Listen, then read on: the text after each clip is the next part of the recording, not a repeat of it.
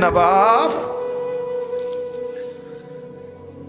চিনা দরকার ছিল যাকে, চিনলেন না তাকে। হাই যুবক, বন্ধুকে চিনলা না, দুশ্মনকেই বন্ধু বানাইলা, দুশ্মনকেই বন্ধু বানাইলা। আপন বন্ধু যিনি তাকে চিনলা না, দুশ্মনকেই গ্রহণ করলা। চেহারায়, সুরতে, চলনে বলনে, আচারে উচ্চারণে বেঈমান যেভাবে সাজায় দেয়, তুমি তাকেই গ্রহণ করলা যে তোমার বন্ধু। কি কথা এটা নবী কেমনে বললেন?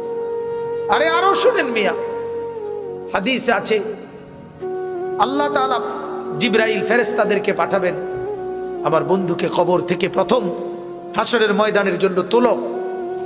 তখন জিবরাইল আলাইহিস সালাম, মিকাইল, ইসরাফিল, আজরাইল, 4 ফেরেশতা মদিনার রওজায় নবীর কবরের সামনে আসবে। আর ফেরেশতারা একজন আরেকজনকে বলবে, তুমি ডাকো নবীকে। সবাই বলবে না।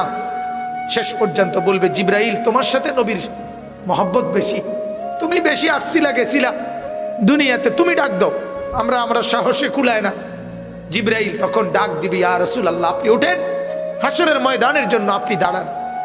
আল্লাহর কসম বাপ কসম, হাদিসে আছে নবীজি সাল্লাল্লাহু আলাইহি সাল্লাম বলেন, আমার উম্মত আমি নবী তখন এই কবর থেকে উঠেই